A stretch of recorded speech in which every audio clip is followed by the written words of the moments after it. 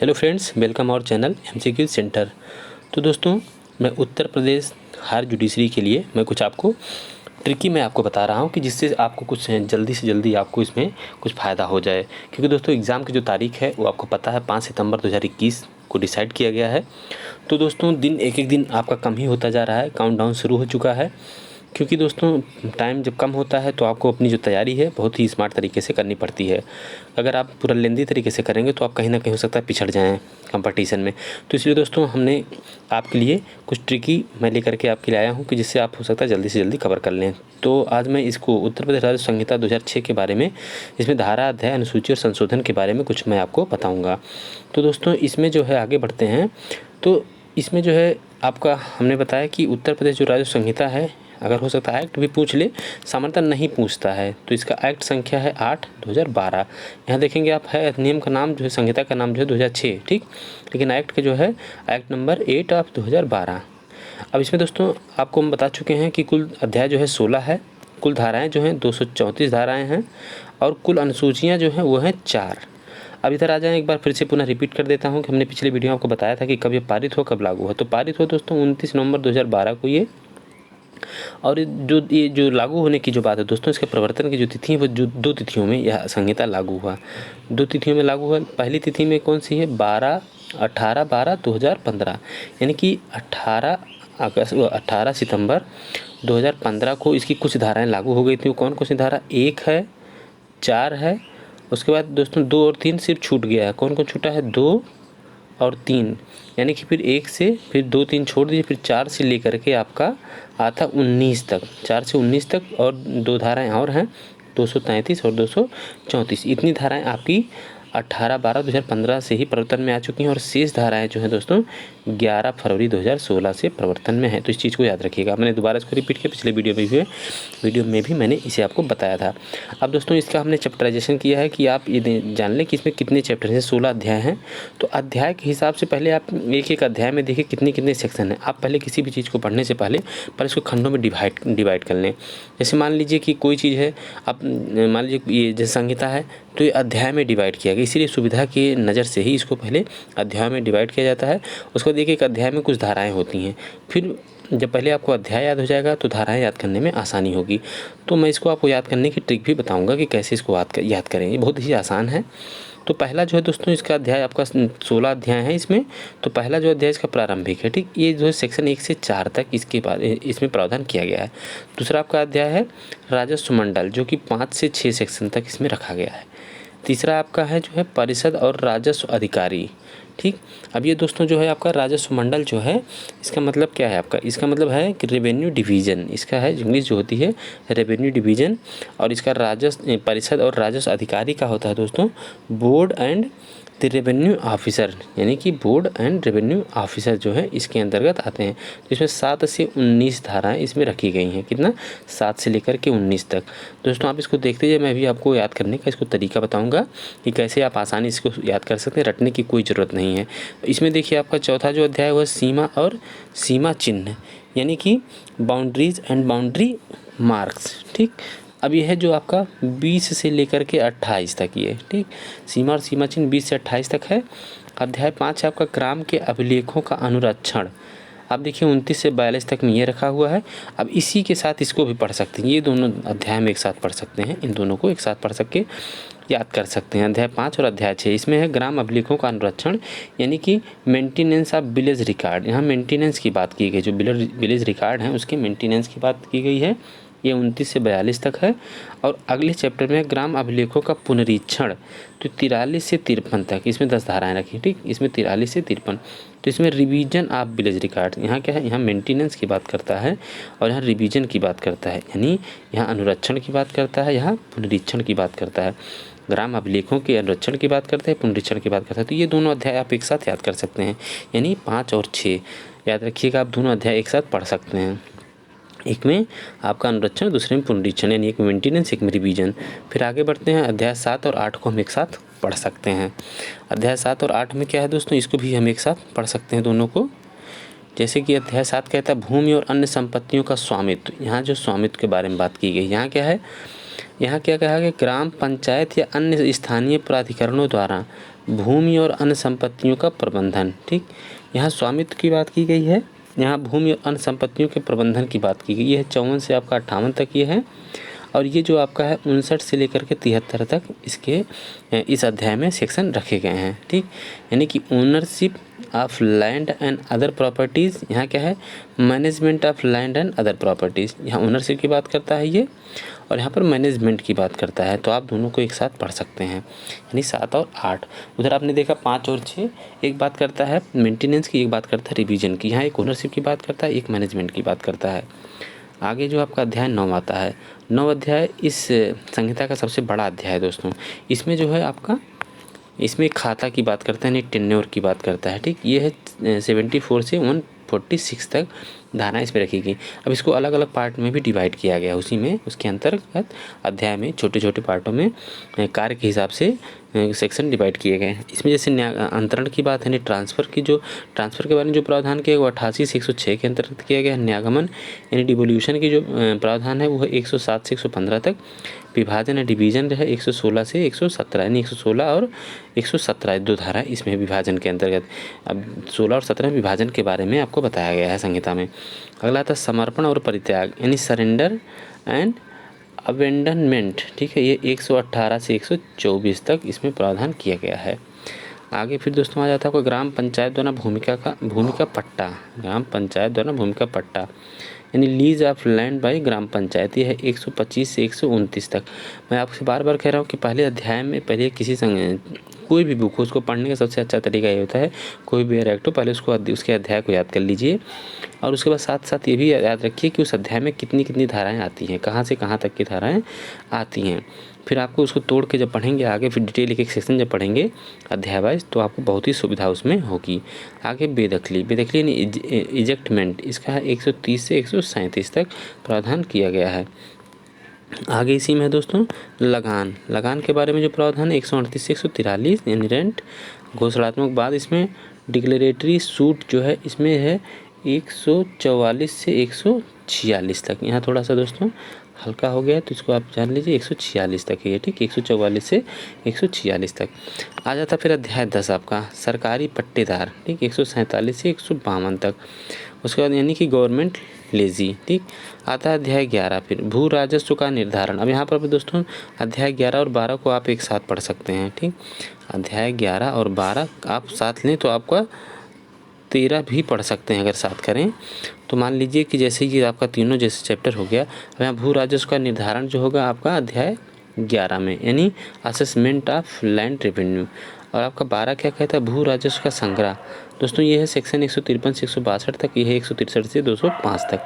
अब इसमें जब भू राजस्व का निर्धारण होगा तो इस अध्याय 12 के अंदर संग्रह कैसे किया जाएगा उसके बारे में प्रावधान किया गया है। कलेक्शन ऑफ लैंड रेवेन्यू, इसमें कहा गया है कि कैसे असेसमेंट किया जाएगा, भू राजस्व का निर्धारण कैसे किया जाएगा।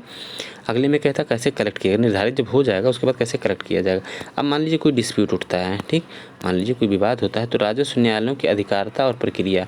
कोई विवाद होता है तो कोई मामला किस न्यायालय में जाएगा, तो यहाँ पर राजस्व न्यायालयों की अधिकारिता जुरिस्डिक्शन की बात की गई, jurisdiction and procedure of revenue court.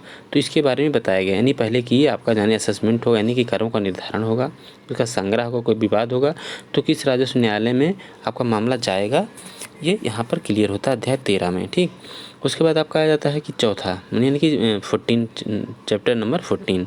अब इसमें देखिए दोस्तों 14 का जो है आपका यह प्रकीर्ण की बात करता है, मिसलिनियस की बात करता है। यह आपको 218 से 225 एफ, हिंदी में बोलेंगे एफ को चा बोलते हैं। ठीक, और यहाँ पर जो आपका था हमने बताया जो न्यायालय जुरिस्डिक्शन की बात है 206 से 217 के बीच में इसका प्रावधान किया गया है। अब अध्याय 15 जो आता है दोस्तों ये आता है पेनाल्टी के बारे में बात करता है, शास्ति यानी पेनाल्टीज। ठीक, ये 226 से 229 के बीच में इसके बारे में प्रावधान किया गया है। अध्याय 16 लास्ट चैप्टर है, निरसन और अपवाद के बारे में बात करता है, 230 से 234 यानी रिपील एंड सेविंग्स क्लास के बारे में ये अध्याय बात करता है।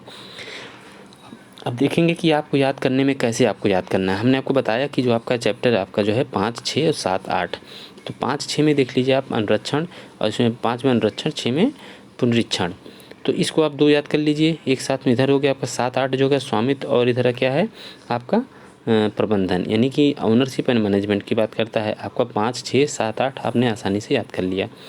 अब आप देखिए 5, 6 आपका हो गया, यहाँ से आपका 5 6 हो गया 7 8, यानी 5 6 7 8। उधर हमने आपको बताया, इधर लास्ट में जा कर के आपको कैसे याद करेंगे। आप यहाँ पर देखिए 11 12 13, आप 11 12 13 एक साथ याद कर सकते हैं। 11 12 13, यानी कि एक में करों का निर्धारण और भू राजस्व का निर्धारण होगा, दूसरे में संग्रहण होगा। विवाद होने पर तो राजस्व न्यायालय की अधिकारिता और प्रक्रिया, यानी कि इसका एरिया क्या होगा। मान लीजिए कोई कर अगर डिस्प्यूटेड है तो मान लीजिए वो किस न्यायालय में जाएगा, तो 13 में बताया गया है। एक जगह निर्धारण यानी असेसमेंट, एक जगह कलेक्शन, एक जगह जुडिस्डिक्शन। असेसमेंट, कलेक्शन, जुडिस्डिक्शन, ठीक, ये तीनों याद रखिएगा। ACJ इसको कह सकते हैं आप शार्ट में ACJ, assessment, collection and jurisdiction, ठीक। ये आपका 11 12 13 आपका हो जाएगा। अब वहाँ पर देखिए पहला चैप्टर आपका क्या है, पासे पहला, पासे प्रारंभिक, ठीक। अब प्रारंभिक हो गया आपका पहला, और उसके बाद आप आ जाइए सीधे 14 में, तो पासे प्रकीर्ण भी है, ठीक। आपका पासे प्रकीर्ण भी है, तो पहला 14वां और आपका पेनाल्टी यानी शास्तियाँ। तो आप 3 चैप्टर पहला 14 और 15 एक साथ पढ़ सकते हैं। यानी प्रारंभिक हो गया आपका 1, उसके बाद आपका हो गया प्रकीर्ण, आपका हो गया 14, और जो पेनाल्टीज़ हैं आपके 15 में प्रावधान किए गए हैं। और 16 आप जान लीजिए निरसन और अपवाद की बात करते हैं, ये लास्ट चैप्टर एकदम है। यानी 16 चैप्टर जो है लास्ट चैप्टर है, ठीक। अब आपका बचा उधर हमने आपको बताया कि 2 आपका जैसे सेक्शन 5 और 6 एक साथ हो गया, आपका 7 8 एक साथ हमने आपको कर दिया उसका। और उसके बाद 11 12 और 13 हमने आपका एक साथ कर दिया। 11 12 और 13 एक साथ आपका हो गया। तो आपके कितने चैप्टर हो गए, 2 यहाँ हो गए, 2 2 4 हो गए, 4 3 7 हो गए। और पहला 14वां 15वां और 16वां, ठीक है। तो आपके 4 चैप्टर इधर हो जा रहे हैं, ठीक। तो आपका हो गया 2 2 4 3 7 4 11 चैप्टर आपको आसानी से याद हो गया। अब बच रहा है आपका 5 चैप्टर, यानी कि 16 चैप्टर इस अध्याय में रखे गए हैं। अब आपका बचा इधर 3 हो गया, 3 2 5 2 7 7 4 11, यानी कि पहला जो प्रारंभिक हो गया, 14 पासे प्रकीर्ण हो गया, 15वां पेनाल्टीज़ हो गया, 16वां आपका निरसन और अपवाद हो गया। तो 11 चैप्टर आपको याद हो गए, आसानी से आपको रटने की ज़रूरत नहीं है। उसके बाद आपके बचते जो हैं, दूसरा चैप्टर आपका जो है, आपका दूसरा चैप्टर जो है आपका वो है राजस्व मंडल। अब यहाँ तीनों राजस्व के बारे में प्रावधान किया गया है। दूसरे में राजस्व मंडल, तीसरे में परिषद और राजस्व अधिकारी, और चौथा जो है सीमा और सीमा चिन्ह। तो तीनों को एक साथ कर सकते हैं, राजस्व मंडल, परिषद और राजस्व अधिकारी, यानी राजस्व मंडल, राजस्व अधिकारी, ये दोनों को आप ऐड कर सकते हैं एक साथ। और उसके बाद जो है इनका काम क्या, ये सीमा और सीमा चिन्ह के बाद इसका निर्धारण करेंगे, ठीक। तो ये तीनों एक साथ आप कर लीजिए। तो आपका 11 3 हो गया, आपका 14, आपके पास 2 चैप्टर बचे। अब चैप्टर आपका 9 और 10 जो है वो है, 9 आप खाता की बात करता है और 10 जो है आपका सरकारी पट्टेदार की बात करता है। तो 9वां चैप्टर जो है खाता, ये सबसे बड़ा चैप्टर है, ठीक। अब इसको याद रखिए कि जैसे संविधान में जो आपके 9th शेड्यूल है, 9वीं अनुसूची जो है, 9वीं अनुसूची जो है उसमें जो है बहुत ढेर सारे मैटर डाल दिए गए हैं, इसलिए वह सबसे लंबी अनुसूची हो गई है। तो इस कॉन्सेप्ट से आप याद करिए कि उसमें जो कुछ भी डाल दिया जाता है 9वीं अनुसूची में, बहुत से मटेरियल डालने की वजह से वो काफ़ी लेंदी हो गया है। तो 9वां अध्याय भी आपका सबसे बड़ा अध्याय है। तो इसको याद रखिएगा कि मतलब 9th यानी कि खाता, और ये सबसे बड़ा चैप्टर है, और ये आपकी बात करता है पूरे लगभग इसमें जितनी संहिता में सबसे बड़े अध्याय के बारे में बताता है। और 10वां आपका सरकारी पट्टेदार। तो उम्मीद करता हूँ दोस्तों आपने सब पूरा याद कर लिया होगा। अब हम आते हैं सीधे अनुसूचियों पर। अब अनुसूचियों में देख लीजिए आप दोस्तों क्या क्या है। तो अनुसूची, प्रथम अनुसूची बात करता है, इसमें 2 पार्ट में है, का और खा, 2 भाग में है। तो सामान्य उपयोग के अधिनियम है, और ये जो है उत्तराखंड के थे, राज्य में अब समाविष्ट क्षेत्रों से विशिष्ट रूप से संबंधित अधिनियम। तो ये दोस्तों बात करता है निरसित अधिनियमों का नाम इसमें सब दिया गया है, कौन से अधिनियम रिपील कर दिए गए, डिलीट कर दिए गए, उनके बारे में बात करता है प्रथम जो अनुसूची है आपका। तो इसमें जो है पहले में 32 हैं, दूसरे में 7 हैं, यानी कुल मिला के 39 एक्ट जो हैं वो रिपील कर दिए गए हैं। उसको बताया गया प्रथम अनुसूची में, कौन कौन सी पूरी लिस्ट दी हुई है उसमें। अभी मैं आपको नीचे दिखाता हूँ, उसको मैंने यहाँ पर ऐड कर लिया। द्वितीय अनुसूची जो है वो सिविल न्यायालय के क्षेत्राधिकार से बाहर के विषय बताती है, कौन से ऐसे विषय हैं जो सिविल न्यायालय के क्षेत्राधिकार से बाहर होंगे, वो संहिता में रखे गए हैं। तो उसको आप देख लीजिएगा। उसका तीसरी जो अनुसूची है आपका वो बात करता है दोस्तों, ये जो है आपका धारा 206 207 208 को इससे संबंधित धारा है। तो इसमें बताया गया कि क्या है कि तृतीय जो अनुसूची है इसमें जैसे कॉलम बनाया गया है, ऐसे ऐसे करके पूरा कई कॉलम बनाए गए हैं। तो इसमें मान लीजिए कि इसमें एक में जो है धारा, मानी धारा सब रखा गया कौन सी धारा होगी, और दूसरे में बताया गया कि बाद आवेदन या कार्यवाहियों का विवरण, दूसरे कॉलम में बाद कोई होगा तो उसका विवरण रहेगा, आवेदन या कार्यवाहियों का विवरण दूसरे उसमें कॉलम में होगा। तीसरा जो है आपका प्रारंभिक अधिकारिता का न्यायालय अधिकारी, इसमें जो है आपका प्रारंभिक अधिकारिता का न्यायालय अधिकारी के बारे में आपको बताया गया है। प्रारंभिक अधिकारिता का जो न्यायालय अधिकारी है उसको बताया गया कि कौन प्रारंभिक अधिकारिता का न्यायालय अधिकारी होगा। चौथा जो कॉलम है वो प्रथम अपील की बात करता है, पाँचवां द्वितीय अपील की बात करता है। यहाँ पर दोस्तों पाँचवां वाला जो है द्वितीय अपील के बारे में बात करता है। अभी मैं आपको उसकी लिस्ट पूरा दिखाऊंगा। तो ये हो गया आपका अनुसूची 3। यहाँ पर मानी कि कार्यवाहियों के बारे में बताया गया है कि किस धारा का आवेदन कहाँ होगा, प्रारंभिक अधिकारिता का न्यायालय कौन होगा, प्रथम अपील कहाँ होगी, द्वितीय अपील कहाँ होगी। चौथी जो अनुसूची है दोस्तों, ये चौथी अनुसूची इसको भी 2 पार्ट में डिवाइड किया गया है। पहला है आपका परगना, दूसरा है परगना हरौरा के गाँवों की सूची, दूसरा परगना भागवत के ग्रामों की सूची। तो मैं इसको आपको सरसरी नज़र से दिखा दे रहा हूँ। तो जो दूसरी अनुसूची थी दोस्तों सिविल न्यायालय के क्षेत्राधिकार से बाहर के विषय, तो इसमें कुछ ऐसे विषय दिए गए हैं जो सिविल क्षेत्राधिकार से बाहर ये इन्हें रखा गया है। आप इसको संहिता में जाकर के देख लीजिएगा, एक एक में यहाँ पर गिना नहीं पाऊँगा क्योंकि टाइम ज़्यादा हो जाएगा। तृतीय अनुसूची मैंने आपको बताया कि यहाँ पर जो लिस्ट दी हुई देखिए, धारा दिया है, बाद आवेदन कार्यवाही का विवरण हमने बताया था आपको, ये ऐसे यहाँ पर कॉलम बनाया गया है, ठीक। और प्रारंभिक अधिकारिता का न्यायालय या अधिकारी, यहाँ प्रथम अपील, यहाँ द्वितीय अपील। तो किसके यहाँ कौन सी अपील होगी, जैसे यहाँ पर देखिए सीमा चिन्ह से अगर संबंधित, सीमा और सीमा चिन्ह इससे संबंधित अगर कार्यवाही है, ये धारा 24 के में से बताया गया है। तो ये जो है इसका प्रारंभिक अधिकारिता का न्यायालय अधिकारी कौन, उप जिलाधिकारी है। और इसकी प्रथम अपील कहाँ होगी, प्रथम अपील आयुक्त के यहाँ होगी। द्वितीय अपील के बारे में प्रावधान नहीं किया, इसका मतलब इसकी द्वितीय अपील नहीं होगी। इसी तरीके से दोस्तों द्वितीय अपील के बारे में आप देख लीजिए कहाँ कहाँ बहुत जगह है। तो यहाँ पर आपका 82(2) गाँव के किसी संविदा पट्टे के आधार पर किसी भूमि पर कब्जा रखने वाले व्यक्ति के विरुद्ध किसी भूमिधर द्वारा बेदखली के लिए बाद।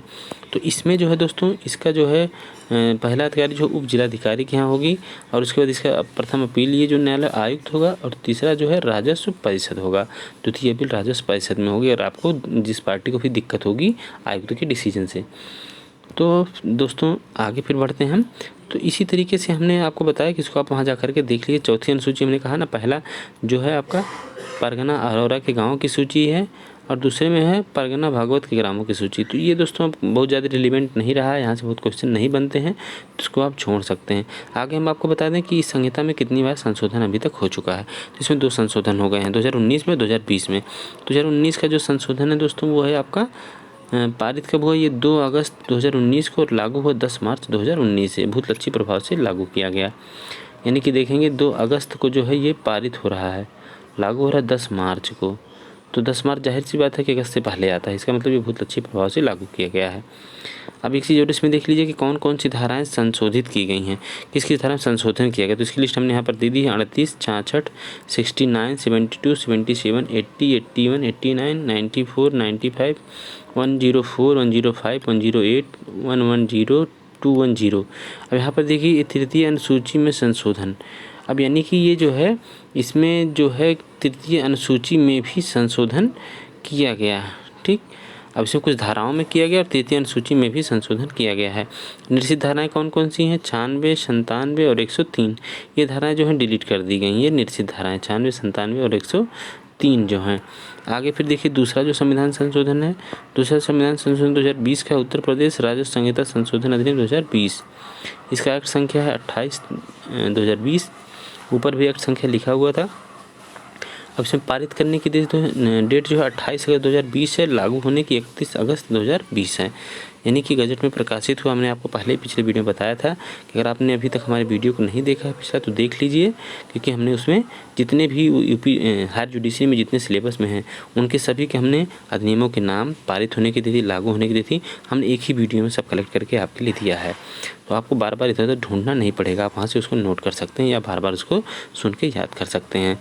अब इसमें दोस्तों संशोधित जो धाराएँ हैं आपको हमने बताया कि पारित होने की 28 अगस्त 2020 है, लागू होने की 31 अगस्त 2020 है।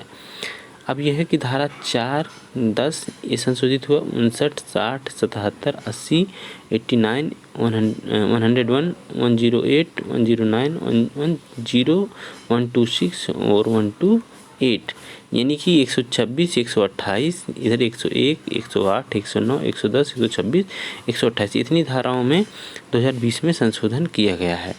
तो दोस्तों उम्मीद है वीडियो आपको पसंद आया होगा। जैसा भी कमेंट करके बताएं। अगली वीडियो पाने के लिए आप जितना ज़्यादा लाइक करेंगे, शेयर करेंगे, कमेंट करेंगे, उस हिसाब से हमने दोस्तों प्लान किया है कि पूरा जितनी भी आपके लोकल लॉ हैं और जितने भी माइनर हैं और जितने मेजर हैं सबके बारे में आपको कितने अध्याय हैं, कितने सेक्शन हैं, उसके बारे में आपको वीडियो एक एक करके मैं लाऊँगा। तो अगर आप बस जल्दी से जल्दी दोस्तों को शेयर करें, जोड़ें और सब्सक्राइब करें चैनल को। और पिछली वीडियो जितने हमने जेपी जुडिशरी जो पेपर जो सॉल्व करवाया है उसका जो है आप जा कर के वीडियो के डिस्क्रिप्शन में आप जा कर के वहाँ से उसको देख सकते हैं। तो दोस्तों बस आज के लिए इतना ही। नमस्कार, धन्यवाद।